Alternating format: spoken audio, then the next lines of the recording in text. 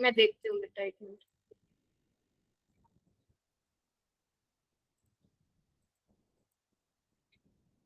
Ma'am भेज दिया link मैंने। भेज दिया लिंक? Yes ma'am.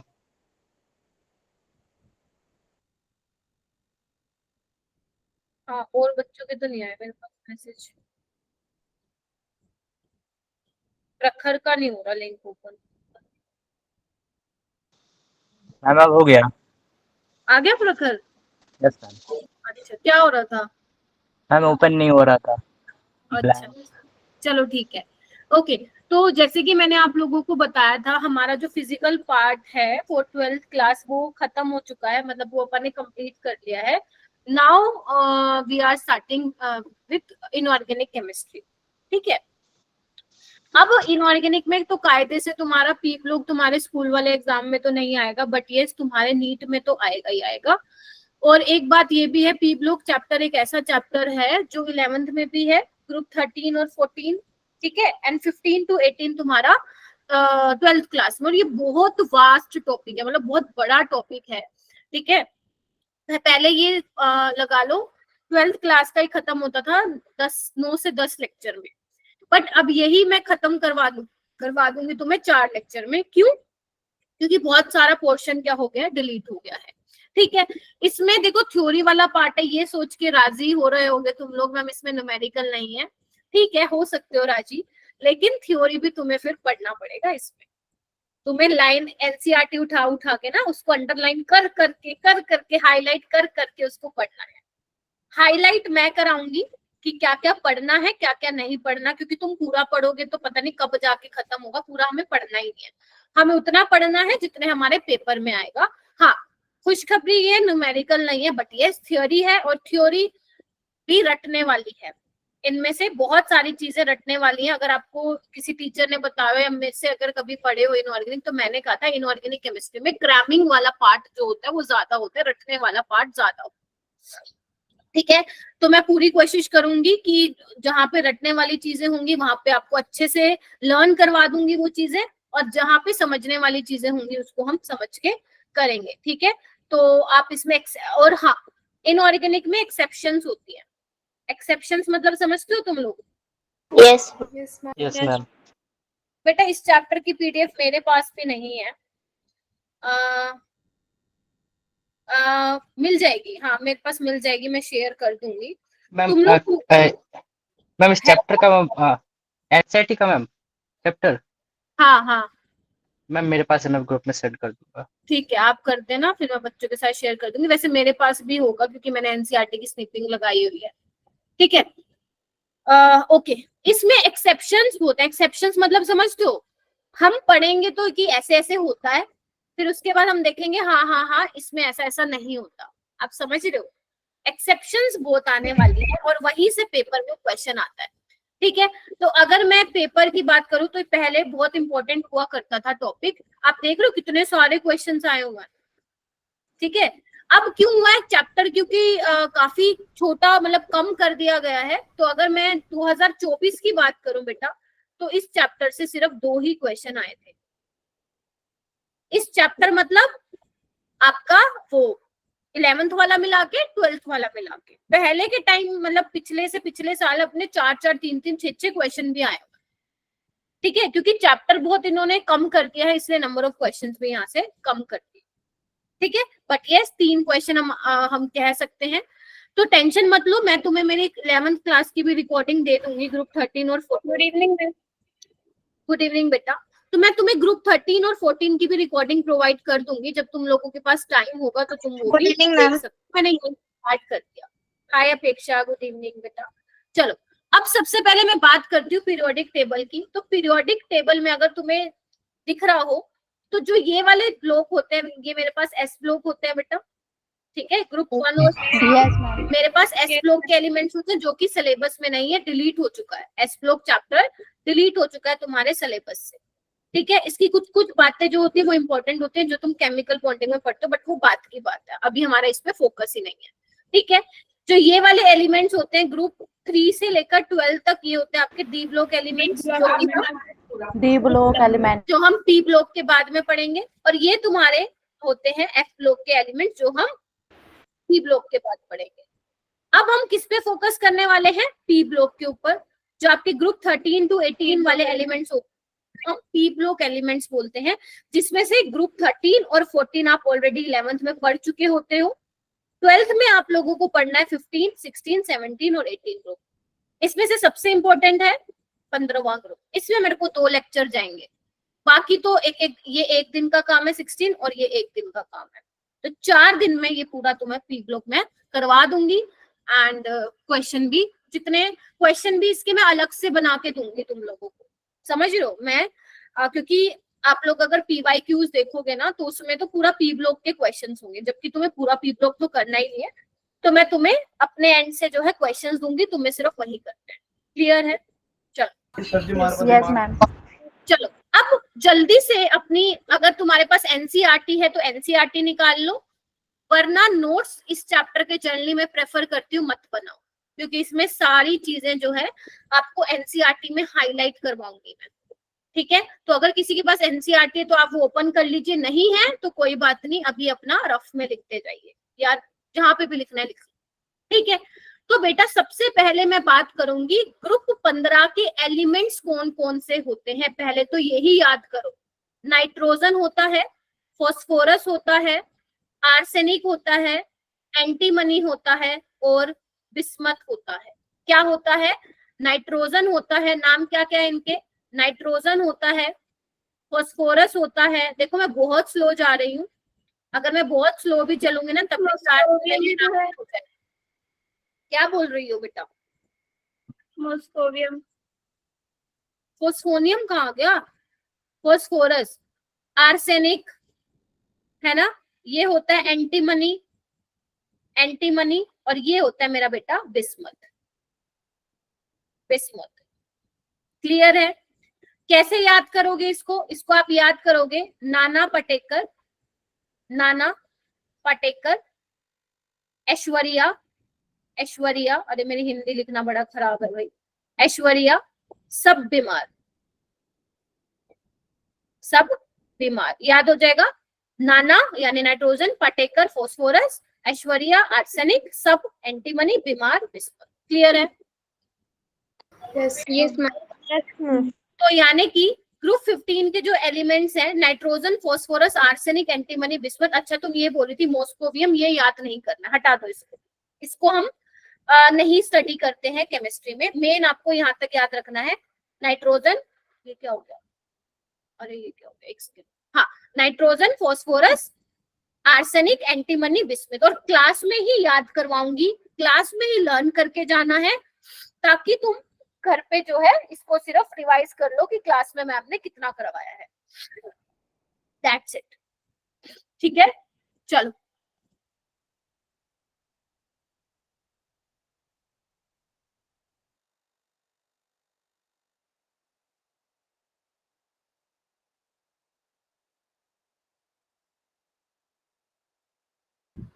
चलो, सर न्यू एनसीईआरटी में कहाँ है? न्यू एनसीईआरटी में नहीं है ये टॉपिक, ये है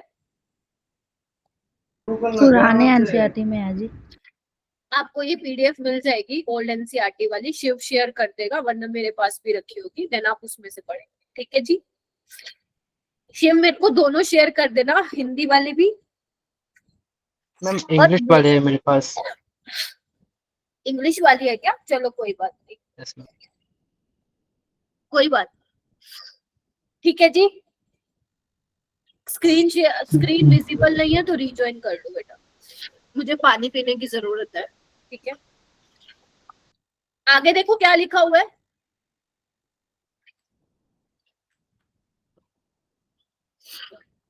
आगे देखो क्या लिखा हुआ है। जैसे जैसे आप नीचे जाओगे, as we go down the group there is a shift from non metallic to metallic through metalloidic character. क्या मतलब है इसका?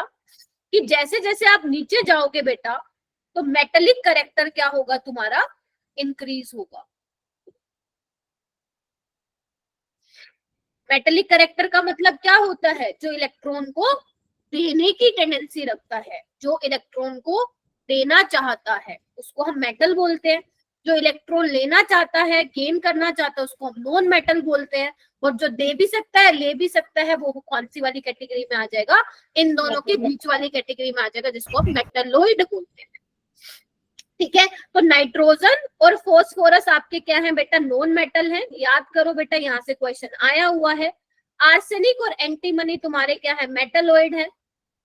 और बिस्मथ क्या है मेरा बेटा? मेटल है। क्लियर है क्या? Yes ma'am. Yes ma'am. इतना किसी को डाउट है तो पूछो। किसी को कोई डाउट नहीं, यहाँ तक हो जाएगा? Yes ma'am. चलो आगे चलते हैं। आगे आते हैं अकरेंस। पहले मैं ये वाले टॉपिक्स नहीं पढ़ाया करती थी जब पूरा पी ब्लॉक आता था, बट अब मुझे ये टॉपिक पढ़ाने पड़ेंगे बिकॉज आधे से ज्यादा पी ब्लॉक तो डिलीट ही हो गया है। तो हमें एक एक चीज इसमें पढ़नी पड़ेगी जहां से लग रहा है क्वेश्चन आएगा। क्लियर है? तुम्हारा मैं ओरल टेस्ट भी लूंगी, तो ध्यान से अपना दिमाग खोल के पढ़ना। मैं सच बता रही हूँ, एक एक चीज मैं तुमसे पूछूंगी बाद में कि आज क्या पढ़ाया। सेकेंड चीज आती है अकरेंस। कहाँ कहाँ पाए जाते हैं? सबसे पहले जो नाइट्रोजन होती है, nitrogen gas N2 molecular nitrogen होती है, उसका 78% वॉल्यूम होता है इसमें एटमॉस्फेयर में। ठीक है, comprises 78% by volume of the atmosphere का इतना वॉल्यूम होता है। अगर मैं अर्थ क्रस्ट की बात करूं तो नाइट्रोजन किस फॉर्म में मिलता है मेरा बेटा? NaNO3 की फॉर्म में मिलता है, जिसका नाम होता है सोडियम नाइट्रेट। और इसका कॉमन नेम याद करो, इसको बोलते हैं चिले सोल्ट पीटर। बेटा ये पूछा जा सकता है, NaNO3 को क्या बोलेंगे हम? वैसे तो सोडियम नाइट्रेट तो सारी जनता को याद रहता है, लेकिन इसका कॉमन नेम याद करो, सोल्ट, चिले सोल्ट पीटर। चिले सोल्ट पीटर। क्लियर है? और किस फॉर्म में मिलता है? पोटेशियम नाइट्रेट यानी कि KNO3 की फॉर्म में भी मिलता है। इसको हम बोलते हैं इंडियन सोल्ट पीटर। क्लियर है? बस इतना ध्यान रखना है। उसके बाद जो फॉस्फोरस होता है वो किस फॉर्म में मिलता है? मिनरल्स की फॉर्म में मिलता है। ठीक है, और उसकी फैमिली को क्या बोलते हैं? एपेटाइट फैमिली बोलते हैं। एपेटाइट फैमिली क्या होती है? इधर देखो, ये होती है Ca9PO4 का होल 6 डॉट CaX2। ये होती है एपेटाइट फैमिली। इस फॉर्म में मिलते हैं फॉस्फोरस। समझ आ गई? अब फ्लोर एक्स क्या हो सकता है? यहाँ पे तुम्हारा फ्लोरीन हो सकता है, क्लोरीन हो सकता है, OH हो सकता है। अगर तुमने एक्स फ्लोरीन लिया तो उसको बोलोगे फ्लोरो एपिटाइट, क्लोरीन लिया तो उसको बोलोगे क्लोरो एपिटाइट, OH लिया तो उसको बोलोगे हाइड्रोक्सो एपिटाइट। ठीक है, तो ये मेन कंपोनेंट्स होते हैं बेटा फॉस्फर के, फॉस्फेट रॉक्स। तो किस फॉर्म में मिलता है फॉस्फोरस? मिनरल्स की फॉर्म में मिलता है, एपिटाइट फैमिली। इसको हम बोलते हैं एपिटाइट फैमिली। इस फॉर्म में मिलता है। याद करो, Ca9, Ca क्या है यहाँ पे? कैल्शियम है, PO4 क्या है? फॉस्फेट है। ठीक है, Ca9PO4 का होल 6 डॉट CaX2। X यहाँ पे फ्लोरीन हो सकता है, X यहाँ पे क्लोरीन हो सकता है, X यहाँ पे OH हो सकता है। क्लियर हुआ बेटा? याद करने का है। This is all about inorganic chemistry. तुम्हें ध्यान करना पड़ेगा। यस ये मैम। चैप्टर जो है लास्ट में करवाया जाता है जब सिलेबस खत्म हो जाता है, क्योंकि इसमें याद करने का बहुत सारा होता है। बट मैं मजबूर हूँ, मुझे अभी ये चैप्टर जो है कराना पड़ेगा तुम्हें, तो इसीलिए याद करने का है। अपना माइंड में बिठा के आया करो क्लास में कि आज बहुत सारा याद करना पड़ेगा। ठीक है, इसलिए मैं क्लास में ही याद करवा के तुम्हें भेज दूंगी। क्लियर है? चलो चलो, उसके बाद बेटा ये हमें नहीं छोड़ना है। एटॉम इंपॉर्टेंट टेबल जो NCERT की है, हर ग्रुप की ये टेबल बड़ी ही ज्यादा इंपॉर्टेंट है। इसको हम बिल्कुल डेप्थ में जाके स्टडी करेंगे कि ये क्या क्या बोलता है, और इससे हम क्या निकालेंगे? इंपॉर्टेंट पॉइंट्स निकालेंगे कि क्या क्या बन सकते हैं। क्लियर है? चलो, यस। सबसे पहले बात आती है मेरा बेटा इनके एटॉमिक नंबर की। तो नाइट्रोजन का एटॉमिक नंबर 7 होता है, फॉस्फोरस का 15 होता है, आर्सेनिक का 33 होता है, एंटीमनी का 51 और बिस्मथ का 83 यानी कि 83 होता है। अब मैम ये याद करने के एटॉमिक नंबर नहीं, मैंने तो नहीं कहा याद करो। नाइट्रोजन और फोस्फोरस का तो पता होना चाहिए तुम्हें कितना होता है, ठीक है। फिर तुमने इसमें 18 और ऐड कर दिया, ठीक है। इसमें कितना ऐड कर दिया और तुमने 18 और ऐड कर दिया, और इसमें तुमने कितना ऐड कर दिया 32 ऐड कर दिया, तो उसके करस्पॉन्डिंग उसका एटॉमिक नंबर ये हो रहा है। देख रहे हो 15 में तुमने 18 ऐड किया, फिर 18 ऐड किया और इसमें 32, ठीक है। अच्छा, उसके बाद एटॉमिक मास देखो, क्या देख रहे हो बेटा, जब मैं नीचे जाती जा रही हूँ nitrogen, phosphorus, arsenic, antimony, bismuth, atomic number बढ़ रहा है। क्लियर है ये वाली बात। दूसरा, यस मैम। का मास भी बढ़ रहा है। नाइट्रोजन 14 है, बिल्कुल हल्का है। फोस्फोरस देखो 30 है। आर्सेनिक देखो भैया 74, एंटीमनी 121, बिस्मथ 208। क्या मैम ये याद करने का? नहीं नहीं, ये अपने काम का नहीं ना पूछेगा, ठीक है। चल, उसके बाद आती है इलेक्ट्रॉनिक कॉन्फ़िगरेशन, इसको मैं अलग से बताती हूँ। इलेक्ट्रॉनिक कॉन्फ़िगरेशन बेटा, नाइट्रोजन का एटॉमिक नंबर 7 होता है, तो इसकी इलेक्ट्रॉनिक कॉन्फ़िगरेशन होगी 1s2 2s2 2p3। ये लिखने आनी चाहिए, ये आई होप आती है सबको। हैंड रेस करके बताओ आती है कि नहीं आती? नहीं आती, बहुत बड़ी दिक्कत है बेटा, फिर आज घर जाके तुम्हें सबसे पहले यही सीखनी, ठीक है। अच्छा, उसके बाद फोस्फोरस आएगा, आर्सेनिक आएगा, एंटीमनी आएगा, बिस्मथ आएगा। ये सेकंड पीरियड का है नाइट्रोजन, तो इसीलिए ये सेकंड शेल में इलेक्ट्रॉन भरे हैं। ये थर्ड पीरियड का होगा, ये फोर्थ पीरियड का होगा, ये फिफ्थ पीरियड का होगा, और ये सिक्स्थ पीरियड का होगा, ठीक है मेरा बेटा।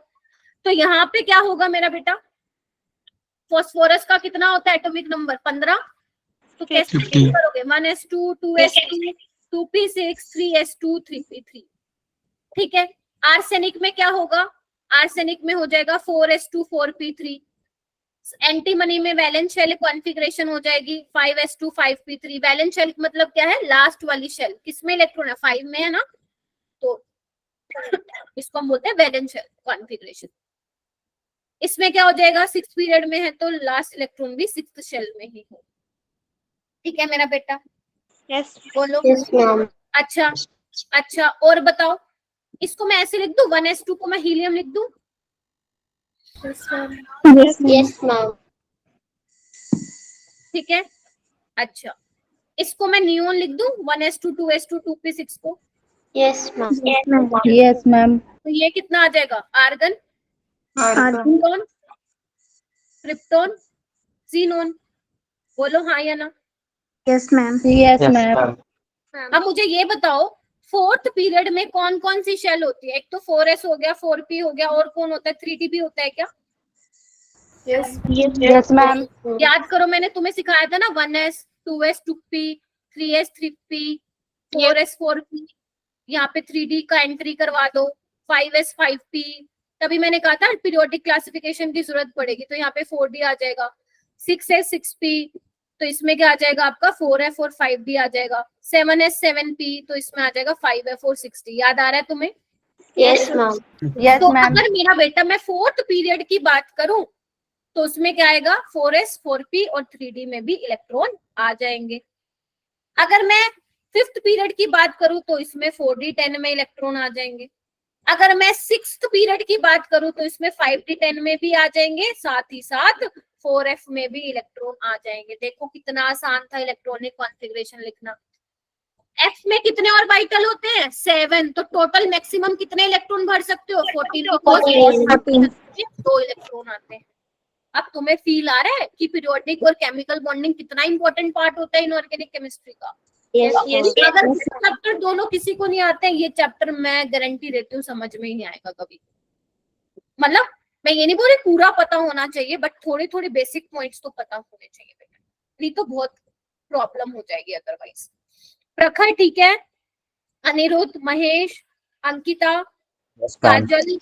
काजल Yes, ma'am. एंड और कौन है यहाँ पे, और कौन है, नम्रता, दीक्षा, संचिता, अक्षय, चांदनी। ओके, अच्छा अब आ जाओ, ये देखो यही कॉन्फ़िगरेशन है ना, देखो नजर मारो, यस मैम। Yes ma'am. ये देखो, यानी कि इनकी जनरल इलेक्ट्रॉनिक कॉन्फ़िगरेशन क्या हो गई, पी ब्लॉक की, नाइट्रोजन फैमिली की, NS2 NP3। आप देख रहे हो, जो लास्ट शेल में इलेक्ट्रॉन है S में तो कंप्लीट है और P में भी कितने हैं, 3 है। तो NH2 NP3 इनकी जनरल इलेक्ट्रॉनिक कॉन्फ़िगरेशन हो गई है। ठीक है जी, चलूं आगे, आ जाओ आगे आ जाओ। अब मैं बात करती हूँ बेटा आयनाइजेशन एंथैल्पी की। क्या कहता है आयनाइजेशन एंथैल्पी मेरा बेटा? आयनाइजेशन एंथैल्पी क्या हुआ करती थी, कोई मुझे बताएगा? हैंड रेस कीजिए, किसको याद है कि आयनाइजेशन एनर्जी क्या होता था? बेटा 11th का ना टेस्ट है तुम्हारा शनिवार को, तुम ये कर रहे हो क्या है? सिर्फ 4 बच्चों को पता है, पंजाब के बच्चों को और हिमाचल के बच्चों को, कि मैम आयनाइजेशन एनर्जी ये होता है, बाकी किसी को नहीं पता। ऐसा मत करो, आई रिक्वेस्ट यू, मेरे लिए मुश्किल हो जाएगा वरना ये चैप्टर को पढ़ाना बेटा। क्या होता है आयनाइजेशन एनर्जी अपूर्वा? मैम ये मिनिमम एनर्जी होती है जो रिक्वायर होती है outer most loosely bounded electron को निकालने के लिए। नॉट मिनिमम एनर्जी, जितनी भी एनर्जी चाहिए होगी, अमाउंट ऑफ एनर्जी रिक्वायर्ड। हाँ, जो वैलेंस शेल में इलेक्ट्रॉन होते हैं उसको बाहर निकालने के लिए तुम्हें कितनी एनर्जी देनी पड़ेगी, वो आयनाइजेशन एंथैल्पी आयनाइजेशन एनर्जी होती है। ठीक है, इन अ आइसोलेटेड गैसियस एटम, मतलब तुम्हें पहले उसको गैसियस फेज में चेंज करना पड़ेगा, तब जाके वो क्या निकलेगा, इलेक्ट्रॉन बाहर निकलेगा। ठीक है जी, तो अब आ जाओ, एक बात बताओ, down the group ionization energy क्या होनी चाहिए, कम होनी चाहिए, ज्यादा होनी चाहिए? कम होएगा। क्यों कम होगा? क्योंकि जब आप नीचे जाते जा रहे हो बेटा, देखो नाइट्रोजन में इलेक्ट्रॉन सेकंड शेल में है, फास्फोरस में 3 शेल हो गई, आर्सेनिक में 4 शेल हो गई, एंटीमनी में 5 शेल हो गई, इसमें 6 शेल हो गई। जैसे जैसे आप नीचे जा रहे हो नंबर ऑफ शेल्स बढ़ रही हैं, तो मतलब न्यूक्लियस का जो प्यार है लास्ट वाले इलेक्ट्रॉन के लिए जो कि वैलेंस शेल में प्रेजेंट है, वो बहुत ही कमजोर हो रहा है प्यार। अगर प्यार कम है, अट्रैक्शन कम है, तो इलेक्ट्रॉन को निकाल पाना आसान हो जाएगा। यानी कि आइडियली क्या होना चाहिए कि जब आप ऊपर से नीचे आओगे तो इलेक्ट्रॉन को निकाल पाना आसान हो जाएगा, मतलब आपको कम एनर्जी देनी पड़ेगी, मतलब आयनाइजेशन एनर्जी क्या हो जाएगी, कम हो जाएगी। तो क्या इस टेबल में तुम्हें यही दिख रहा है, नाइट्रोजन के लिए 1402, इसके लिए 1000, 947, 834, 703, यानी कि इसमें भी कोई एक्सेप्शन नहीं है जो तुम्हें याद करनी पड़े। क्लियर है? आपको सिर्फ फर्स्ट आयनाइजेशन एनर्जी देखनी है, इसको गोली मार देना। ठीक है, चल उसके बाद हम बात करेंगे, नेक्स्ट हमारा आता है इलेक्ट्रोनेगेटिविटी। इलेक्ट्रोनेगेटिविटी सोच के बताओ डाउन द ग्रुप क्या हो। ये तुम्हें मैं रिवाइज करा रही हूँ, अभी तो मैं आई नहीं इस चैप्टर पे, ये तो रिवीजन चल रहा है तुम्हारा पीरियोडिक वाले चैप्टर का। इलेक्ट्रोनेगेटिविटी क्या होता है? Tendency to attract electrons. Yes, tendency to attract the shared pair. Electron को खींचने की कितनी ताकत है? जैसे मान लो ये तुम्हारे पास ए और बी है, मान लो बी ज्यादा ताकतवर है, तो ये 2 इलेक्ट्रॉन अपनी तरफ खींचना चाहेगा, यानी कि बी ज्यादा इलेक्ट्रोनेगेटिव है। तो अगर मैं नीचे जाती जाऊंगी, ऊपर से नीचे जाती जाऊंगी, तो इलेक्ट्रोनेगेटिविटी बढ़ेगी या घटेगी? घटेगी। डिक्रीज होगी। क्यों? वही सेम रीजन, जो न्यूक्लियस का प्यार है अपने इलेक्ट्रॉन के लिए वो कमजोर होता जाएगा, क्योंकि शेल्स बढ़ रही है ना, है ना, उनमें जो है शेल के अंदर इलेक्ट्रॉन्स हैं, शील्डिंग इफेक्ट वाला। ठीक है, अच्छा। Yes ma'am. अगर किसी को थोड़ा सा भी फील हो रहा है मैम ये तो हमें नहीं पता चल रहा है इलेक्ट्रोनेगेटिविटी आयनाइजेशन एनर्जी, तो बच्चों तुम्हें दोबारा से पीरियोडिक क्लासिफिकेशन पढ़ना पड़ेगा। ठीक है जी, अच्छा, तो यानी कि डाउन द ग्रुप इलेक्ट्रोनेगेटिविटी बढ़नी चाहिए, क्योंकि डिस्टेंस बढ़ रहा है इलेक्ट्रॉन और न्यूक्लियस के बीच में, प्यार कम हो रहा है, फोर्स ऑफ अट्रैक्शन कम हो रहा है, मतलब अगर अट्रैक्शन ही कम है तो इलेक्ट्रोनेगेटिविटी भी कम होगी। तो यानी कि कायदे से क्या होना चाहिए, कायदे से डाउन द ग्रुप इलेक्ट्रोनेगेटिविटी घटनी चाहिए। तो मैम ये तो 3 है, ये 2.1 है, ये 2.0, और मैम ये तो सेम हो गई, एक्सेप्शन आ गया, स्टार लगाओ। Yes ma'am. ये तो घटनी चाहिए थी बट ये तो सेम हो गई, ये क्या लोचा हो गया, क्या लोचा हो गया? क्योंकि मेरा बेटा, मैं थोड़ा इसको अलग से दिखाऊं क्या, देखो मैं यहाँ दिखाती हूँ, देखो ये आपका न्यूक्लियस है, ये आपकी शेल्स है, ठीक है। मान लो यहाँ पे आपका वैलेंस शेल है, ठीक है, 6s वाला है, ठीक है। अब इसके अंदर भी तो इलेक्ट्रॉन भरे होंगे ना, देखो कितने सारे इलेक्ट्रॉन भरे हैं, देख रहे हैं इधर, इधर देखना बिस्मत में 6s वाला, 6 वाला तो लास्ट में है ना, 6s वाला तो क्या है, लास्ट में है। अब उससे पहले डी वाले में इलेक्ट्रॉन भर चुके हैं पूरे 10, एफ वाले में भर चुके हैं भैया 14, देख पा रहे हो, एफ Yes. वाले में 14 भर चुके हैं, डी वाले में 10 भर चुके हैं। मान लेते हैं ये आपका एस वाला हो जाएगा जिसमें 2 इलेक्ट्रॉन है, और ये पी वाले हो जाएंगे जिसमें 3 इलेक्ट्रॉन है। मतलब इसको ऐसे दिखा सकते हैं थोड़ा सा समझने के लिए, ऐसे, ठीक है, इसमें 3 इलेक्ट्रॉन है, ठीक है। अब अंदर वाले में मैं सिर्फ समझा रही हूँ, ठीक है, एग्जैक्ट तो बहुत सारी 6 शेल बनानी पड़ेगी मेरे को। तो यानी कि अंदर एफ वाले इलेक्ट्रॉन्स हैं और डी वाले इलेक्ट्रॉन्स। एक बार बताओ, जो शील्डिंग इफेक्ट होता है मेरा बेटा, वो क्या होता है, सबसे ज्यादा होता है एस का, फिर पी का, फिर डी का, फिर एफ का। यानी कि जो एफ इलेक्ट्रॉन्स होते हैं वो घटिया, महा घटिया शील्डर होते हैं, वो वैलेंस इलेक्ट्रॉन को प्रोटेक्ट ही नहीं कर पाते। अगर मान लो तुम इस फोन पे घटिया वाला स्क्रीन गार्ड चढ़वा लो और तुम फेंक दो इसको फ्लोर पे, तो टूटेगी स्क्रीन, हाँ या ना? Yes, ma'am. पहली बार में ही टूटेगी, मेरा हुआ ये हाल, ठीक है। तो अगर बेटा एफ वाले इलेक्ट्रॉन घटिया किस्म के शील्डर हैं, वो इनको प्रोटेक्ट ही नहीं कर पा रहा, यानी कि न्यूक्लियस और इनके बीच में फिर अट्रैक्शन बढ़ेगा। न्यूक्लियस कहेगा भैया तेरे को तो शील्ड ही नहीं कर पा रहे, आजा, अब तो मैं बहुत ज्यादा फोर्स लगाने वाला हूं, है ना।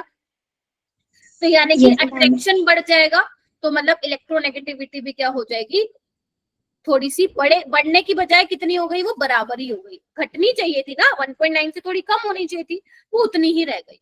रीजन क्या बोलोगे? Due to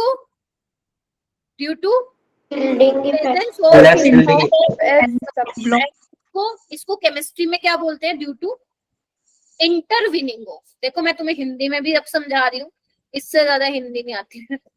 due to intervening of F electron, मतलब अब एफ इलेक्ट्रॉन प्रेजेंट होने की वजह से, उनका घटिया पुअर शील्डिंग इफेक्ट होने की वजह से जो इलेक्ट्रोनेगेटिविटी है वो कम नहीं हो रही बल्कि बराबर हो जा रही है। Are you getting my point? Yes, ma'am. यानी कि अभी तक तुम्हें क्या याद रखनी है? एक तो वैसे कोई एक्सेप्शन नहीं आई, सिर्फ एक इलेक्ट्रोनेगेटिविटी की एक्सेप्शन आई है, और एक इलेक्ट्रॉनिक कॉन्फिगरेशन तुम्हें याद रखनी है, ठीक है। चलो आगे आ जाओ, आगे हम चलते हैं कोवेलेंट रेडियस पे। कोवेलेंट रेडियस मतलब उनका साइज की बात कर रहा है वो। Yes. अच्छा तो मुझे ये बताओ, अब यहाँ से मैं नीट का क्वेश्चन बनाने जा रही हूँ, बी रेडी। मुझे ये बताओ, हैंड रेज करना, जब मैं नीचे जाती जाऊंगी तो साइज बढ़ेगा या घटेगा? कोई नहीं बताएगा, हैंड रेज करेगा, हैंड रेज। जब मैं डाउन द ग्रुप जाऊंगी तो साइज का क्या होगा मेरा बेटा?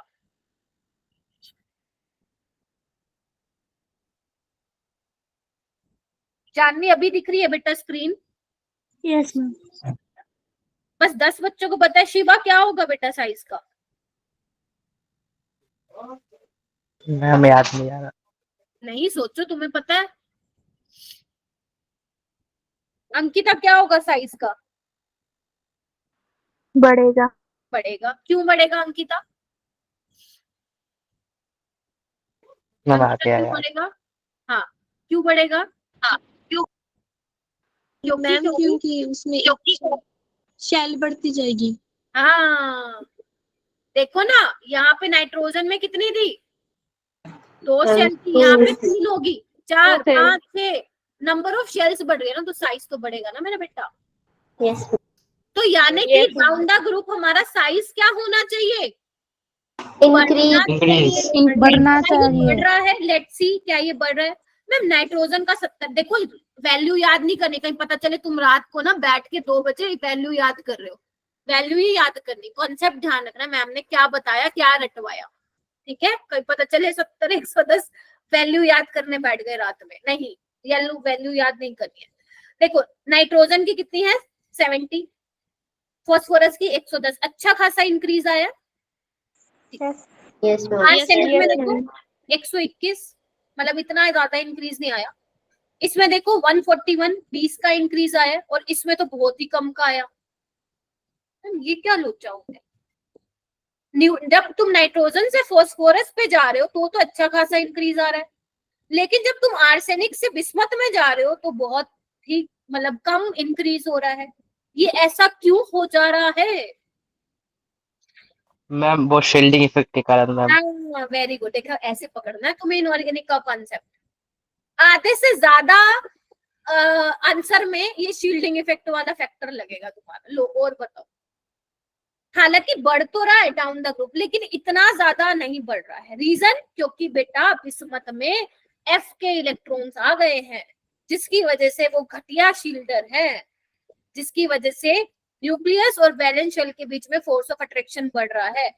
ठीक है, तो साइज बढ़ना तो ज्यादा चाहिए था, लेकिन थोड़ा सा कम बढ़ा। Reason same, due to presence of F electrons. Clear है? Yes ma'am. ठीक है। Yes ma'am. आयनिक रेडियस को तुम्हें नहीं करना है तो मैंने इसको काटा लगा दिया। ठीक है, तुम्हें मैं सिखा रही हूँ कि ये चैप्टर पढ़ना कैसे है। ठीक है, डेंसिटी को नहीं करना, काटा लगा दो। तुम्हें क्या करना है अब? तुम्हें करना है boiling point, sorry melting point का ऑर्डर याद करना है। अब इसको देखो रटना पड़ेगा अपने को, थोड़ा सा समझ के करेंगे। देखो क्या दिख रहा है इसमें। ओके, तो मेल्टिंग पॉइंट में अगर तुम एक चीज नोटिस कर रहे हो तो नाइट्रोजन का सबसे कम मेल्टिंग पॉइंट है। क्या आप लोग देख पा रहे हैं? Yes. Yes ma'am. Yes ma'am. Ma'am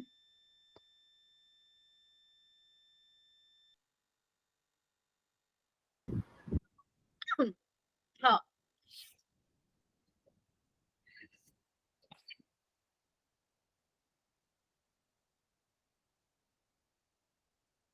यानी क्या ही हो रहा है डेली डेली।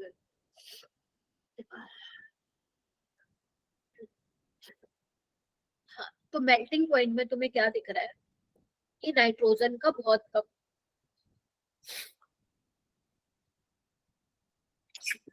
फास्फोरस का कितना है 317, आर्सेनिक का कितना है 1089। ठीक है, और एंटीमनी का कितना दिख रहा है तुम्हें 904, और बिस्मथ का कितना दिख रहा है 540। मैं रट्टा मान रहा है नहीं। एक बात बताओ, मेल्टिंग पॉइंट क्या होता है? कोई मुझे बताए? मैम वो टेम्परेचर जिसमें मेटल मेल्ट होता है। हाँ, यानी कि वो टेम्परेचर जिसपे आपका सॉलिड जो है लिक्विड में चेंज हो जा रहा है। ठीक है, अच्छा Yes. एक बात बताओ, अगर मेल्टिंग पॉइंट कम है मतलब आपको ज्यादा टेम्परेचर नहीं देना पड़ेगा मेल्ट करने के लिए, यही मतलब हुआ? Yes, ma'am. Yes, ma'am.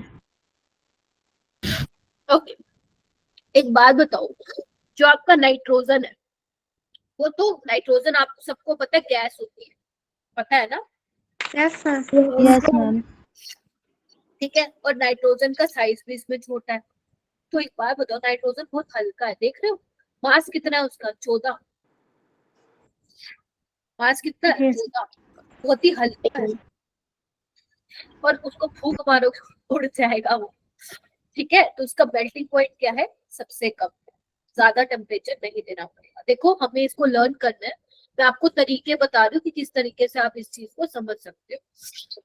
जबकि एक बात बताओ, फास्फोरस का 317 आर्सेनिक का बढ़ गया, यानी कि जो आर्सेनिक के मॉलिक्यूल, जो आर्सेनिक के एलिमेंट्स के बीच में बॉन्ड होता है वो स्ट्रॉन्ग होता होगा, तभी ज्यादा टेम्परेचर देना पड़ रहा है आपको मेल्ट करने के लिए।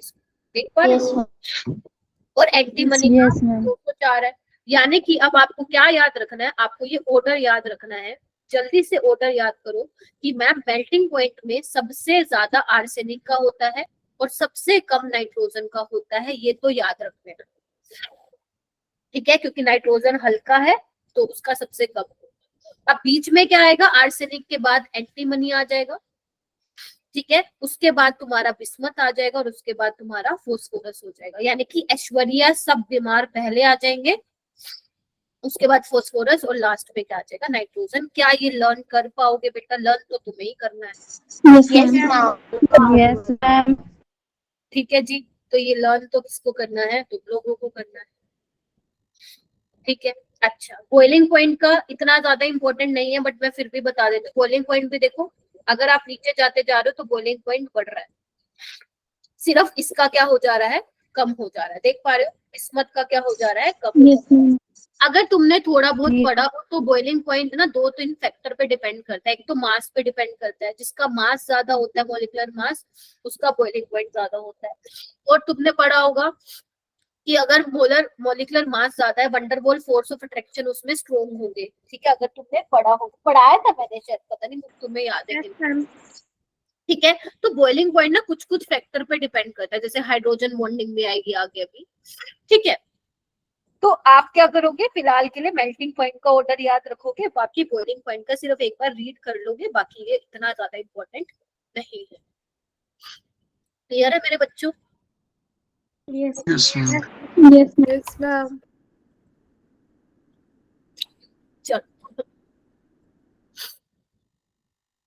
अब चलते हैं आगे।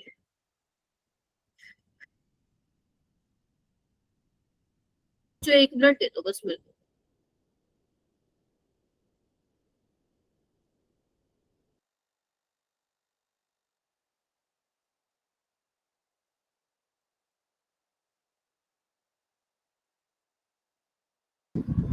हाँ चलो, मेरे थोड़ा सा कैमरा मैं ऑन नहीं कर रही हूँ, ठीक है, थोड़ा सा समझ जाना। ठीक है, चलो देखो अब क्या है, आगे पढ़ते हैं। अब हमें ना एनसीईआरटी की देखो एक एक लाइन पढ़नी पड़ेगी, क्योंकि एनसीईआरटी की लाइन से ही क्वेश्चन आएगा। मैं तुम्हें पूरा गारंटी देती हूँ, अगर तुमने सिर्फ वो पढ़ लिया ना जितना मैं बता रही हूँ, पर मेरे दिए गए क्वेश्चंस कर लिए, ठीक है, तो आपके नीट में एक भी क्वेश्चन इससे बाहर नहीं जाएगा। ठीक है, चलो आगे आ जाओ। अब जो मैंने पढ़ाया है ना, फटाफट उसको रिवाइज कर लेते हैं। देखना तुम मुझे खुद बोलोगे यस मैम ये तो अभी आपने बताया। देखो हाईलाइट कर रही हूँ मैं, बताते जाना हाँ मैम ठीक है। The valence shell electronic configuration of these elements is NS2 Np3। ठीक है, S और कंप्लीटली फिल्ड है और P और बाइटल हाफ फिल्ड है, क्योंकि P में 6 इलेक्ट्रॉन आते हैं, इसमें कितने 3 हैं, जिसकी वजह से इसकी इलेक्ट्रॉनिक कॉन्फ़िगरेशन क्या है, एक्स्ट्रा स्टेबल है। क्लियर है? उसके बाद covalent Yes, ma'am. Ionic radii है वो डाउन द ग्रुप बढ़ती है। अगर आप देख पा रहे हैं, मैंने आपको बताया था जो कोवेलेंट रेडियस है वो नाइट्रोजन से फास्फोरस तक तो अच्छा खासा बढ़ा है, कंसीडरेबल इंक्रीज मतलब अच्छा खासा बढ़ा है। लेकिन आर्सेनिक से बिस्मथ सिर्फ बहुत ही कम इंक्रीज आया है, हाँ या ना? Yes, ma'am. वजह से आया, रीजन देखो एनसीईआरटी क्या कहती है, due to presence of completely filled D and F orbitals in heavier members. क्योंकि जब आप नीचे जाते जा रहे हो तो आपका जो एलिमेंट है वो हैवी होता जा रहा है, और उसमें डी और एफ इलेक्ट्रॉन्स आने की वजह से क्या है, जो वो साइज है वो इतना ज्यादा उसमें इंक्रीज नहीं हो पाया। क्या ये क्लियर हो गया मेरा बेटा? Yes, ma'am. Yes, ma'am. Yes, ma'am. ये आपके नीट में क्वेश्चन आया था, असर्शन रीजन बन के आया था, तो ध्यान रखना तुम्हारे अवंती के टेस्ट में भी आ सकता है, और 14 जुलाई को इस चैप्टर का टेस्ट होगा।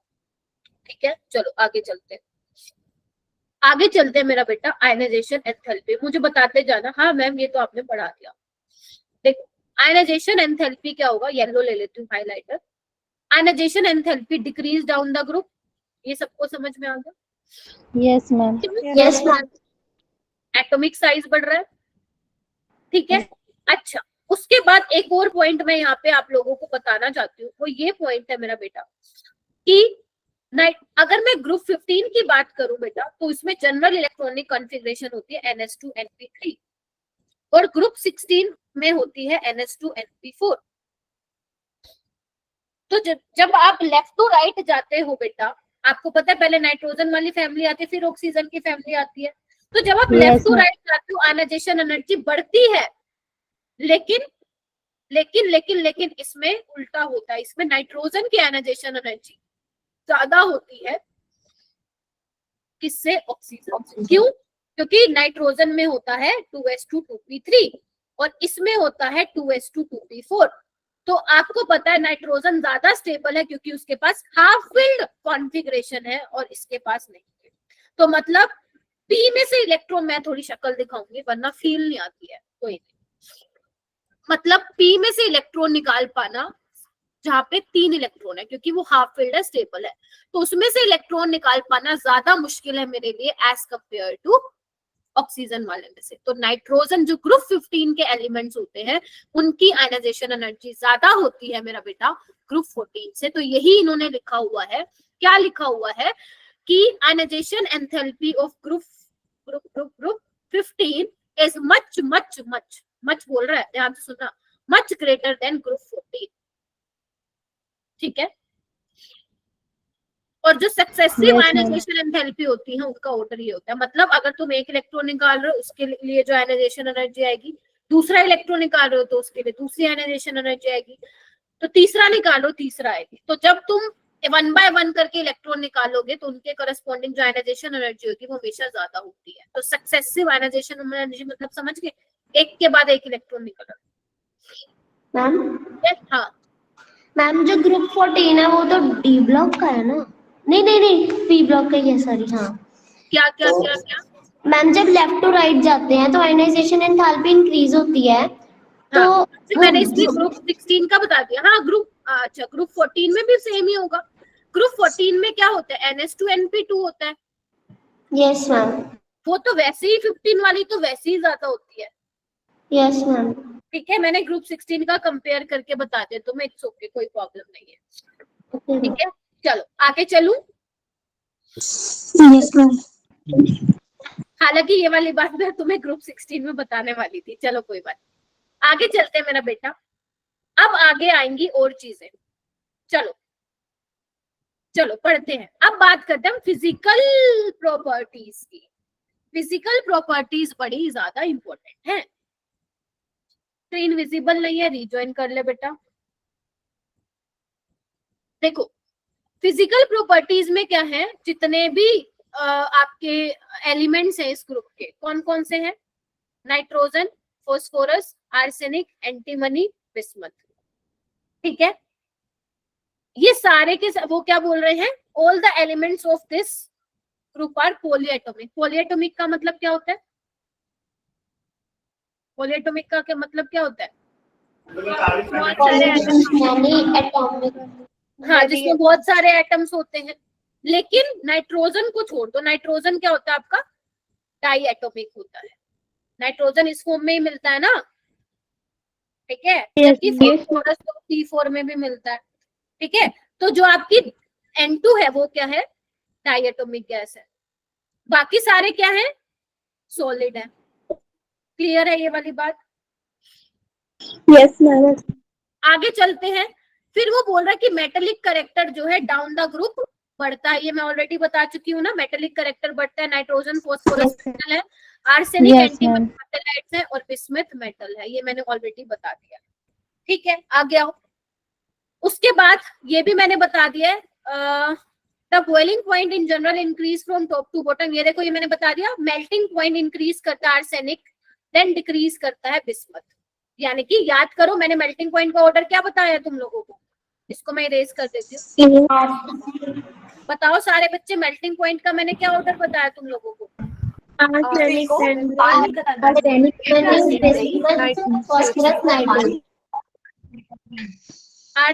आर्सेनिक, बिस्मथ, हाँ हाँ हाँ, एंटीमनी के बाद ठीक है। यस हाँ महेश बोल बेटा, नो मैम, खाली हो। क्या हो गया, गलती से हो गया क्या? Yes ma'am. मेल्टिंग पॉइंट का क्या ऑर्डर होगा महेश, मेरे को बता बेटा। सबसे पहले कौन आएगा, आर्सेनिक, फिर एंटीमनी, बिस्मथ, फॉस्फोरस और फिर फॉस्फोरस, नाइट्रोजन। क्लियर? चलो अब जितना भी पढ़ा है फटाफट देखें क्या क्या पढ़ा। चलो आ जाओ। Yes ma'am. सबसे पहले हमने क्या देखा, सबसे पहले हम देख रहे थे electronic configuration, general electronic configuration है NH2NP3।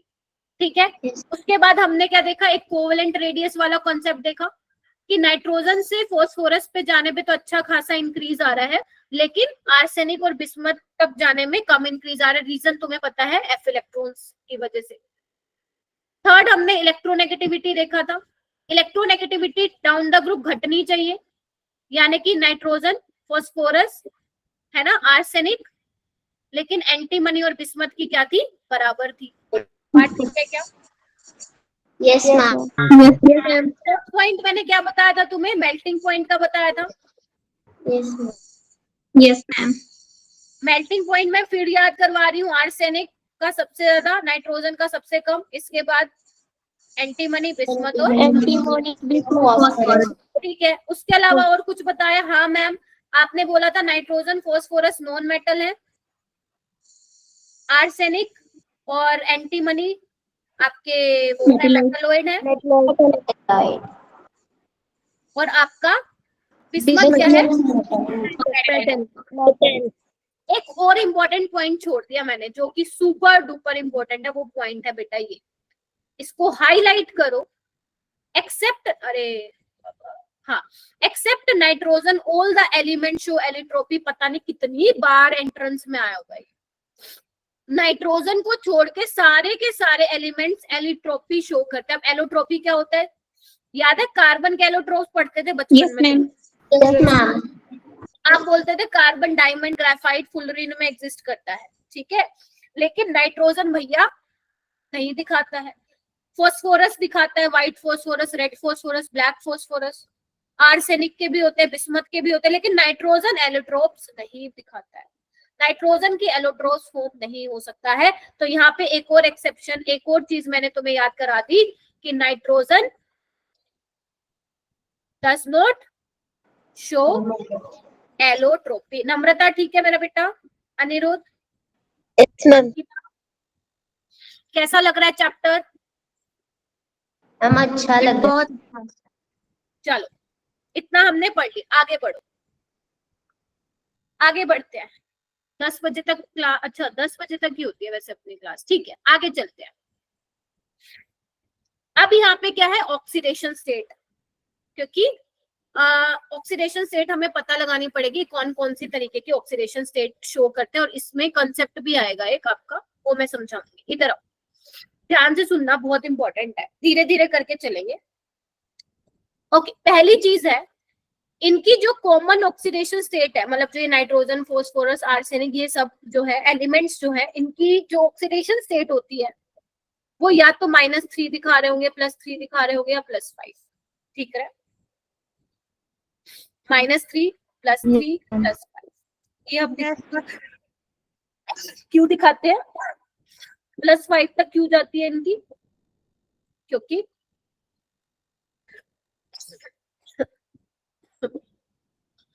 इनकी जनरल इलेक्ट्रॉनिक कॉन्फ़िगरेशन क्या होती है, NH2 होती है। तो ये 5 इलेक्ट्रॉन तक का यूज कर सकते हैं, है ना, ये 5 इलेक्ट्रॉन तक का यूज कर सकते हैं बॉन्ड फॉर्मेशन में, इसलिए इनकी 5 तक जा रही है, देख पा रहे हो, ठीक है। तो ये तो -3 दिखा रहे हैं, +3 दिखा रहे हैं, +5 दिखा रहे हैं। चलो आगे चलते हैं, उसके बाद आगे चलते हैं मेरा बेटा। हाँ हाँ बोलो मैम। पर पहले तो S और S सब शेल से लूज होता है ना इलेक्ट्रॉन, तो +2 नहीं हो सकता? नहीं, इसमें +2 नहीं होगा, अभी मैं बताऊंगी, अभी मैं बताऊंगी। NO है, जैसे नाइट्रोजन है, वो अपनी +2 भी दिखा देता है, मतलब धीरे धीरे बताऊंगी। मैं बात कर रही हूँ कॉमन ऑक्सीडेशन स्टेट। कॉमन का मतलब ज्यादातर ये दिखाएंगे, -3 +3 +5, ठीक है। Yes ma'am. अभी नाइट्रोजन तो बताऊंगी मैं, +1 भी दिखाएगा, +2 भी दिखा रहा होगा, ठीक है, लेकिन कॉमन ऑक्सीडेशन स्टेट कौन कौन सी रहेंगी, ये रहेंगी 3, ठीक है। अच्छा, उसके बाद वो बोल रहा है बेटा, जो -3 ऑक्सीडेशन स्टेट दिखाने की टेंडेंसी है ना, वो धीरे धीरे नीचे जाते जाते क्या होती जाएगी, कम होती जाएगी। क्यों कम होती जाएगी बेटा, -3 का मतलब क्या होता है कि उसने इलेक्ट्रॉन गेन किए होंगे, और आपको पता है जब इलेक्ट्रॉन गेन करते हैं तो माइनस का चार्ज आता है, राइट। लेकिन बेटा मैंने तुम्हें कहा था डाउन द ग्रुप को मेटेलिक कैरेक्टर बढ़ेगा ना, और मेटल का काम होता है इलेक्ट्रॉन को देना और अपने ऊपर पॉजिटिव चार्ज लाना, तो इसलिए वो बोल रहा है नीचे जाते वक्त -3 ऑक्सीडेशन स्टेट डिक्रीज होगी, क्योंकि मेटेलिक कैरेक्टर बढ़ रहा है। क्या ये वाला पॉइंट तुम्हें क्लियर हुआ? Yes, ma'am. Yes. Yes, ma'am. फिर तो बोल रहा है कि भैया जो इस फैमिली का लास्ट आखिरी बंदा है ना बिस्मथ, वो तो भैया -3 का दिखाएगा ही नहीं। बिस्मथ के पास तो -3 नाम की कोई ऑक्सीडेशन स्टेट है ही नहीं, क्योंकि बिस्मथ तो मेटल है। क्लियर है? Yes, ma'am. Yes, ma'am. ठीक है, उसके बाद आगे बढ़ो। उसके बाद उन्होंने क्या बोला, जो स्टेबिलिटी है +5 ऑक्सीडेशन स्टेट की, वो डिक्रीज हो रही है डाउन द ग्रुप। ये क्या बोल दिया आपने? नहीं समझ में आया ना? इसको मैं अलग से समझाती हूँ। यानी कि वो कह रहे हैं कि जैसे जैसे आप नीचे जाते जाओगे ना, जो एलिमेंट्स की +5 ऑक्सीडेशन स्टेट दिखाने की जो क्षमता होती है, कैपेबिलिटी होती है, वो कम होती जाती है। ऐसा क्यों मैम? ऐसा क्यों? आगे बढ़ते हैं, पढ़ाती हूँ मैं। लेकिन सिर्फ एक बिस्मथ का ऐसा कंपाउंड है जो +5 में दिखाता है, वो है BF5। यहाँ से एक क्वेश्चन आया था। एक लौता बिस्मथ का ऐसा कंपाउंड है जो +5 दिखाता है, उसका नाम है BIF5, बिस्मथ पेंटाक्लोराइड। क्या ये क्लियर हुआ मैम? ये एक्सेप्शन है ना? हाँ मैम। ये लर्न करना है ना? हाँ। वैसे तो बिस्मथ भैया कतई ना दिखाए +5, लेकिन एक ऐसा कंपाउंड है जो बिस्मथ दिखाता है +5 में, दैट इज BIF5। अब मैम आप कह रहे हो कि +5 ऑक्सीडेशन स्टेट जो हो रही है नीचे जाते वक्त, उसकी टेंडेंसी कम हो रही है, और +3 वाली ऑक्सीडेशन स्टेट नीचे वाले एलिमेंट ज्यादा दिखाते हैं। Reason inert pair effect. पता नहीं आप लोगों ने पढ़ा है या नहीं, मुझे इसको थोड़ा समझाना पड़ेगा। Yes, ma'am. पढ़ा। हो सकता है पढ़ा हो, मैं इसमें एक और स्लाइड जो है बेटा ऐड कर देती हूँ, है ना, ताकि आप लोगों को थोड़ा सा समझाऊं। एक मिनट रुको, मैं स्क्रीन फिर से शेयर कर दूं, क्योंकि ये बहुत इंपॉर्टेंट है, नहीं तो मैं छुड़वा देती इसको। अरे बाबा, हो जाना शेयर। हाँ, हो गई। दिख रहा है क्या कुछ स्क्रीन पे? Yes, ma'am. Yes, ma'am. देखो मेरा बेटा, nitrogen, phosphorus, arsenic, antimony, bismuth. ठीक है। अच्छा, जैसे जैसे नीचे जाते जाओगे, जो +3 ऑक्सीडेशन स्टेट है वो इंक्रीज होती जाएगी डाउन द ग्रुप। ठीक है। आप बिस्मथ से पूछोगे, भाई तू +3 दिखाएगा +5 दिखाएगा? वो कहेगा मैं +3 दिखाऊंगा। क्लियर है मेरी बात? Yes, sir. ठीक है। Reason due to inert. Inert pair effect. अभी बताती हूँ ये क्या होता है। इनर्ट मतलब रिएक्ट नहीं करना।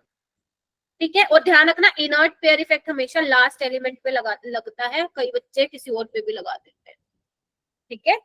एंटीमनी दिखा देगा +5, आर्सेनिक दिखा देगा, फॉस्फोरस दिखा देगा, नाइट्रोजन दिखा देता है +5। अभी बताऊंगी HNO3 में नाइट्रोजन की +5 भी होती है। ठीक है जी। तो बिस्मथ पे लगेगा इनर्ट पेयर इफेक्ट। मतलब इनर्ट पेयर इफेक्ट क्या होता है, ध्यान से सुनना। एक बात बताओ, नाइट्रोजन में क्या होता है? 2s2 2p3 होता है। फॉस्फोरस में 3s2 3p3 Yes, होता है। ma'am. ठीक है। आर्सेनिक में क्या होता है?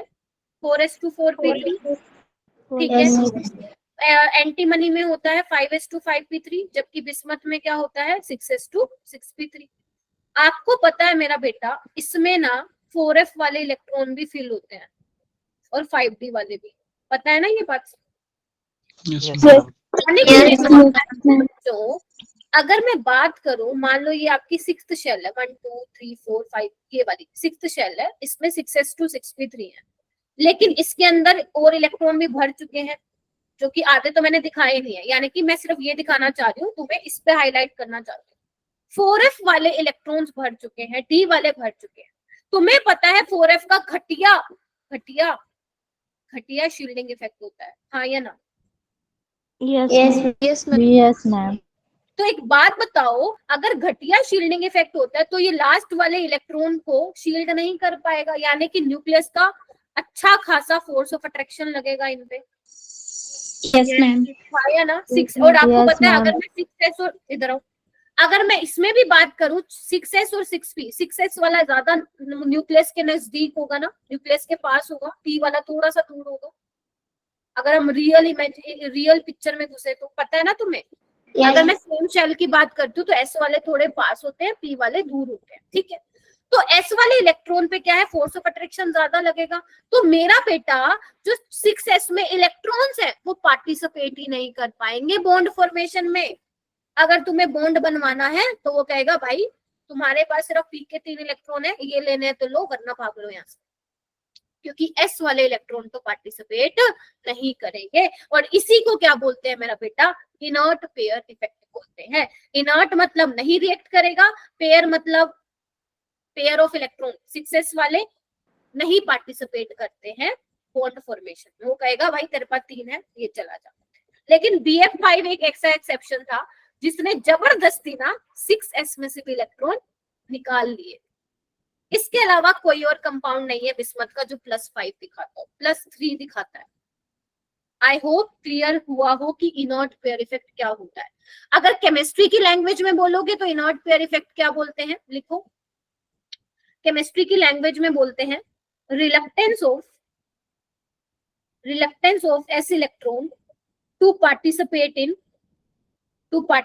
इन बॉन्ड फॉर्मेशन। तुम्हें एक काम दूं मैं, एक काम करना, अभी तो तुम संडे को टेस्ट दो मजे से, उसके बाद जब तुम मेरे पास मंडे को क्लास लेने आओगे ना, ग्रुप 13 और 14 की रिकॉर्डिंग देख के आना। मैंने एक एक दिन में खत्म करवाया हूँ वो, समझ रहे हो मेरी बात?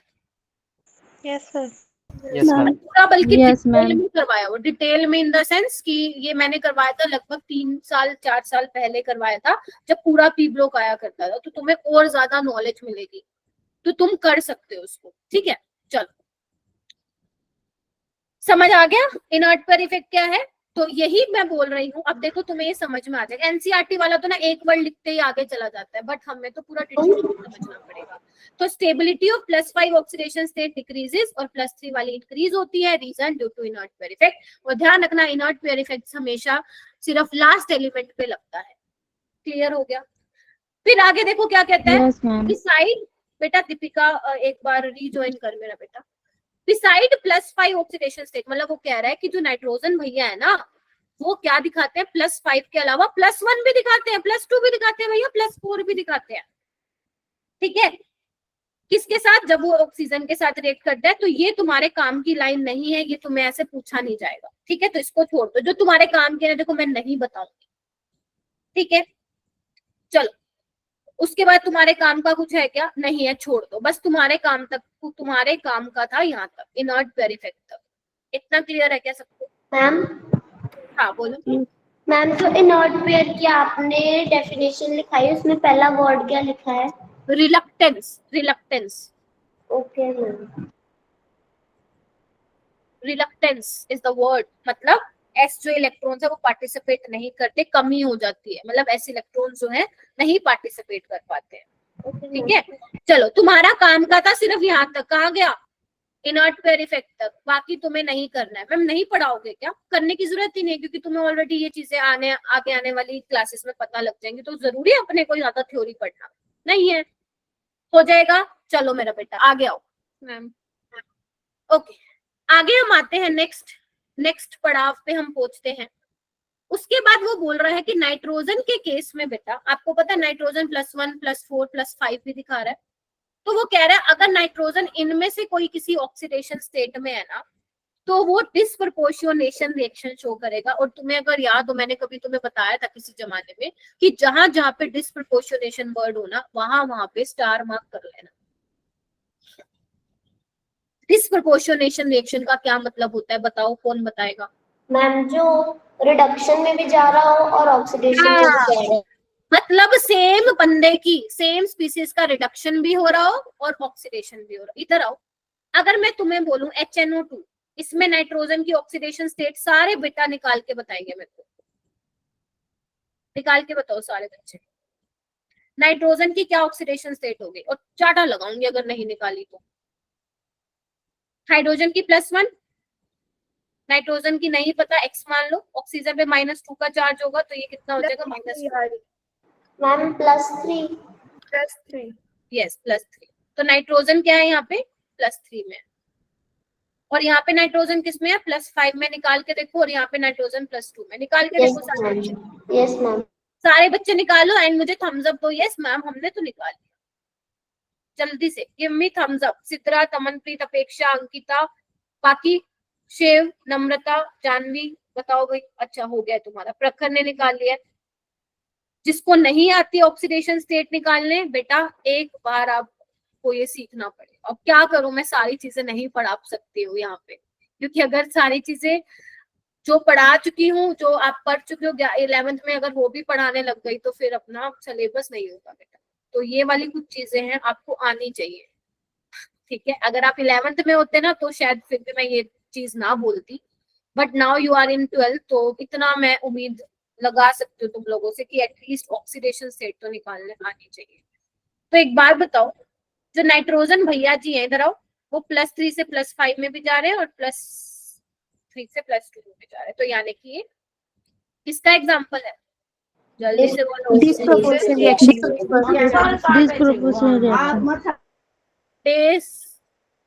डिस्प्रपोर्शनेशन, बेटा स्पेलिंग पे मत जाना। Disproportionation reaction. चलो आगे चलते हैं। उसके बाद कुछ और काम का है क्या? नहीं। ऐसे वो बोल रहे हैं फॉस्फोरस के भी कुछ कंपाउंड दिखाते हैं, वो हम आगे चल के पढ़ लेंगे, तुम्हारे काम का नहीं है। और कुछ काम का है? नहीं। अब आ जाओ नेक्स्ट। वो बोल रहा है nitrogen is restricted to a maximum covalency of 4। इसका मतलब क्या होता है? मतलब नाइट्रोजन मैक्सिमम 4 बॉन्ड ही बना सकता है, क्योंकि नाइट्रोजन के पास क्या होता है 2s2 2p3, ठीक है। तो मतलब वो अपने एक s वाले इलेक्ट्रॉन्स और 3 p वाले को यूज करके बॉन्ड बना सकता है। वैसे तो हमें पता है नाइट्रोजन 3 ही बना सकता है, पता है ना। लेकिन अगर तुमने जबरदस्ती उसका एक और बना दिया, वो कहेगा चल भाई ठीक है मैं एक और बना लेता हूँ मैं, तो उसमें पॉजिटिव चार्ज आ जाता है, ठीक है। क्यों मैम, ऐसा क्यों है कि नाइट्रोजन 4 से ज्यादा बना ही नहीं सकता है? सोचना। उसके पास इसका मतलब तुमने ग्रुप 13-14 पढ़ा होगा बच्चों ने। किस किस ने पढ़ा हुआ है ग्रुप 13-14? किस किस ने पढ़ा हुआ है? जिसने पढ़ा हुआ है शायद उसको तो बहुत ही चिंदी चैप्टर लग रहा होगा ये। अच्छा, सिर्फ 3 बच्चों ने पढ़ा हुआ है, जानवी, मोनिका, अक्षरा ने, ठीक है। अपेक्षा ने पढ़ा हुआ है। अपेक्षा समझ में आ रहा है फिर? Yes ma'am. वैसे तो सबको आना चाहिए क्योंकि मैं डिटेल में समझा रही हूँ, तो जिसको भी थोड़ी थोड़ी चीजों का समझ में आ रहा है ना कि हाँ मैम ये तो हमें पढ़ना पड़ेगा ये सब, तो आपको लिए मैंने 13 और 14 का लिंक भी डाल दूंगी मैं लास्ट में, वो आप देख लेना आराम से, ठीक है। चलो बेटा एक बात बताओ, नाइट्रोजन के पास क्या होती है? 2s2 2p3 होती है बस, है ना। Yes. उसके बाद होती नहीं है क्या? 2d होती है क्या? नहीं मैम 2d तो होती नहीं है। एक बात बताओ, जब 2d होती ही नहीं है तो वो 4 के ऊपर बॉन्ड बना सकता है क्या? नहीं बना सकता। No ma'am. बस, तो यही तुम्हारा आंसर है कि नाइट्रोजन के पास d ऑर्बिटल नहीं होते हैं, जिसकी वजह से वो सिर्फ मैक्सिमम 4 बॉन्ड बना सकता है। लेकिन जो बाकी नीचे के एलिमेंट्स है, जैसे फास्फोरस भैया जी हैं, उसके पास तो 3s2 3p3 में तो है इलेक्ट्रॉन, 3d भी है। आर्सेनिक के पास भी है 4d, है ना। तो उनके पास d है, मतलब d उनकी खाली है, तो वो कहेंगे कि हाँ हम बॉन्ड बनाने के लिए उन ऑर्बिटल को यूज कर सकते हैं। तो वो 4 से ज्यादा कोवेलेंसी को शो कर सकते हैं। जैसे देखो फास्फोरस का ये वाला कंपाउंड एग्जिस्ट करता है, pF6 नेगेटिव, देख लो 6 बॉन्ड बना रखे हैं इसने फास्फोरस ने फ्लोरीन के साथ, देख रहे हो? Yes ma'am. तो मतलब उसने पक्का अपने d ऑर्बिटल भी यूज किए होंगे बॉन्डिंग के लिए। Are you getting my point? Yes ma'am. Yes ma'am. चलो बोलो। मैम नाइट्रोजन के एस सबशेल में भी तो 2 इलेक्ट्रॉन होते हैं, उसमें से सिर्फ एक ही पार्टिसिपेट करेगा। Yes yes yes yes yes, okay ठीक है। उसके जो ये है, जैसे आप अमोनिया पढ़ते हो, अमोनिया, यस मैम। तो अमोनिया में क्या होते हैं? जो s वाले इलेक्ट्रॉन्स होते हैं, अब हाइब्रिडाइजेशन पढ़ा होगा तुम लोगों ने, sp3 हाइब्रिडाइजेशन होता है, यस मैम। ठीक है। तो जो लोन पेयर है वो तो पढ़े हैं इस पे, बाकी 3 ने बॉन्ड बना लिया, ठीक है मैम। Yes ma'am. तो अगर जैसे मान लो मैं बोलूं NH4+, तो इसमें देखना कितने इलेक्ट्रॉन है, 1 2 3 4 5 6 7 8, होते कितने हैं, 7। Yes ma'am. तो यहाँ पे क्या हुआ, जब भी वो एक्स्ट्रा बॉन्ड बना लेता है, नाइट्रोजन बनाने तो उसको 3 ही है, बट अगर वो एक्स्ट्रा बॉन्ड बना लेता है तो उसपे क्या आ जाएगा, आपका पॉजिटिव चार्ज आ जाएगा। मतलब तुमने क्या किया उसका, अगर कोई अपनी नॉर्मल वैलेंसी से ज्यादा बॉन्ड बनाता है तो उसपे पॉजिटिव चार्ज आता है, पहली बात तो ये जानो। अगर Yes, अपनी नॉर्मल वैलेंसी से कम बनाता है तो उसके ऊपर माइनस का आता है। जैसे ऑक्सीजन 2 बॉन्ड बनाता है, अगर तुमने उसका 1 बना दिया तो तुमने नोटिस किया होगा उस पर नेगेटिव का चार्ज आता है। Yes ma'am. ठीक है, और ये कैसे आया होगा पॉजिटिव चार्ज, यानी कि जो इलेक्ट्रॉन है ना, इसने पार्टिसिपेट किया होगा, ये किसी को देने गया होगा, भाई मेरे पास इलेक्ट्रॉन है दे देता हूँ। अभी धीरे धीरे कहानी आगे बढ़ेगी, ज्यादा टेंशन मत लो, बट मैक्सिमम 4 बॉन्ड बना सकता है। ठीक है, ओके मैम।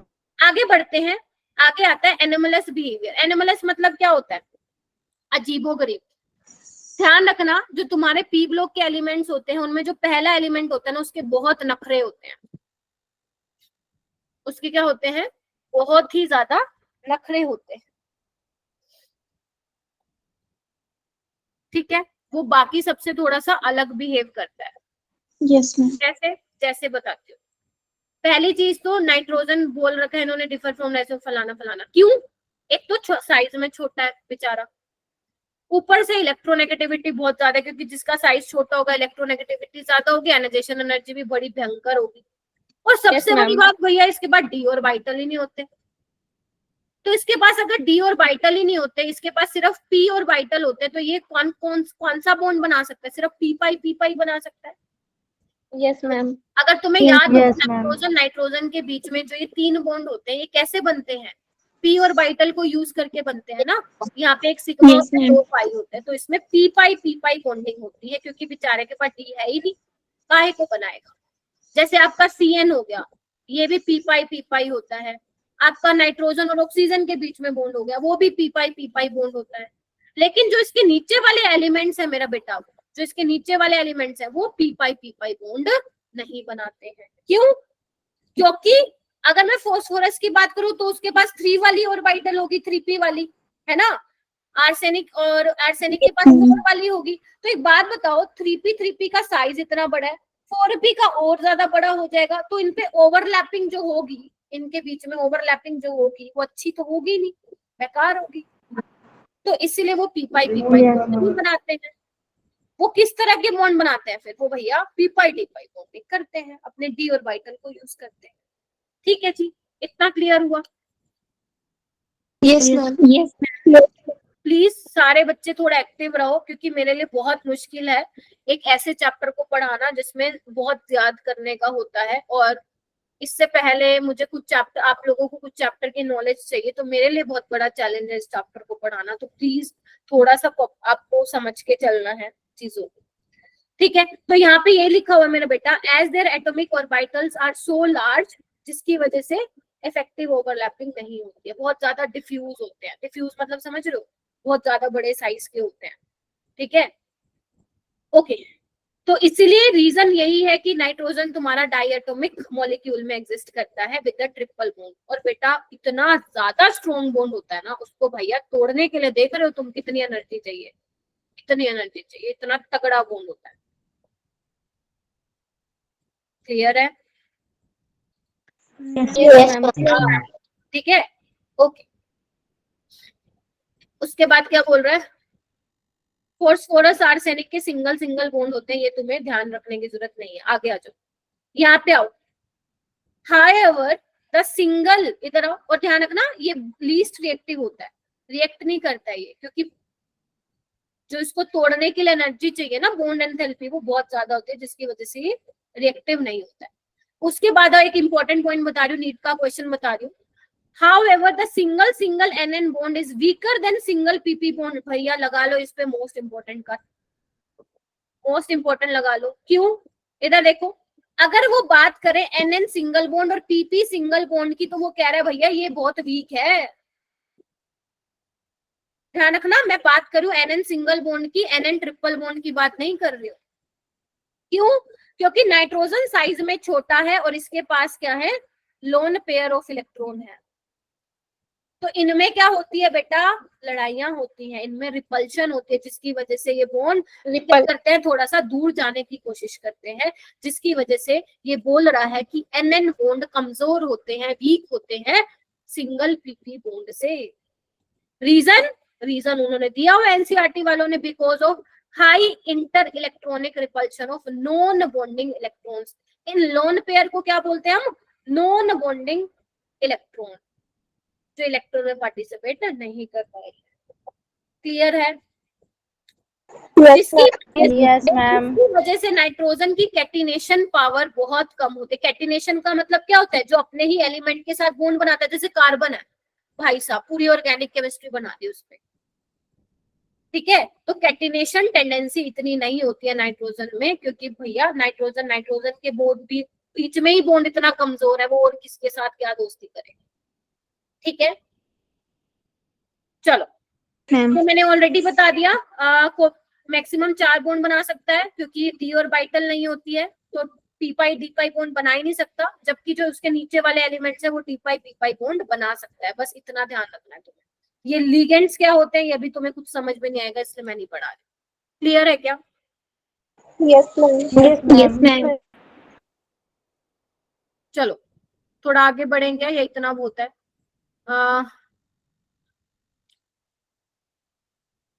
क्वेश्चन करेंगे थोड़ा सा, देखने दो कुछ ऐसा क्वेश्चन है जो मैंने तुम्हें पढ़ा दिया।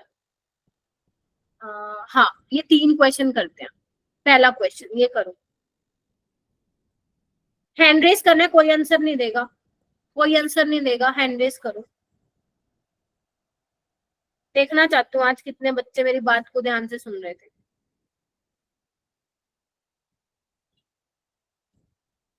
प्रखर है क्लास में, शिव का तो शायद नेटवर्क इशू हो गया। महेश, अक्षय ने भी कर लिया हैंड रेस, क्या बात है। बस 12 बच्चों ने सुना है मेरी बातें।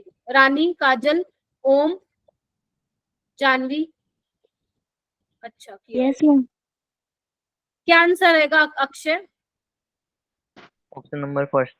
Very good. अरे यार इसमें तो नहीं करो ऐसे ये तो डायरेक्ट देखने वाला है, नाइट्रोजन एलोट्रोपी नहीं दिखाता है, ठीक है। ये बताओ मेरे को,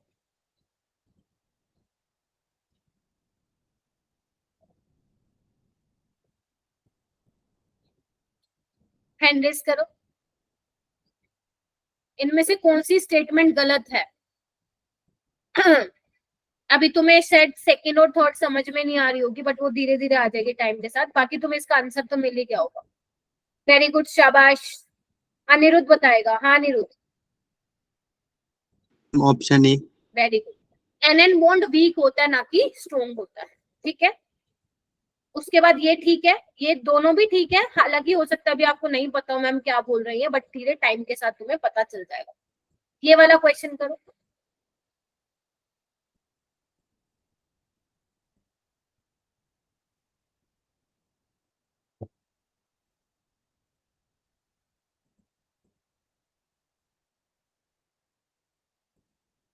वेरी गुड, शाबाश। सबको आता है, हैंड रेस कीजिए।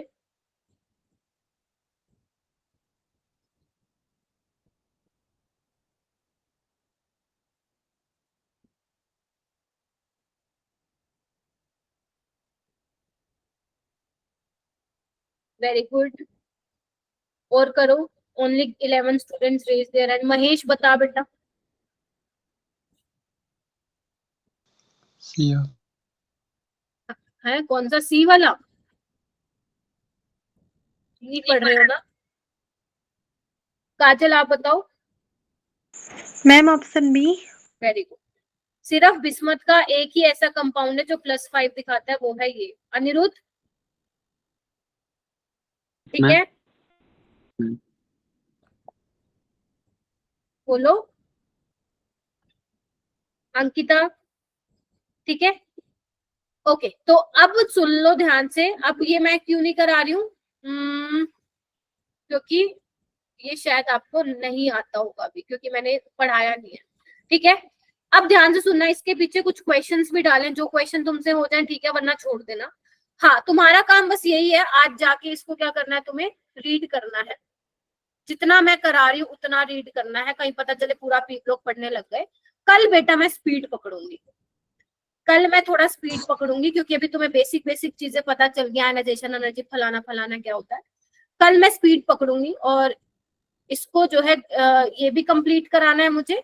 एंड अभी ग्रुप 15 और भी बचा है, तो कल का दिन जो है एक और लगेगा, हो सकता है कि इससे एक अगला दिन भी लगे, बट हमारा 4 दिन में ये कंप्लीट हो जाएगा, उसकी तुम टेंशन ना लो, वो मैंने कराना है, ठीक है। तो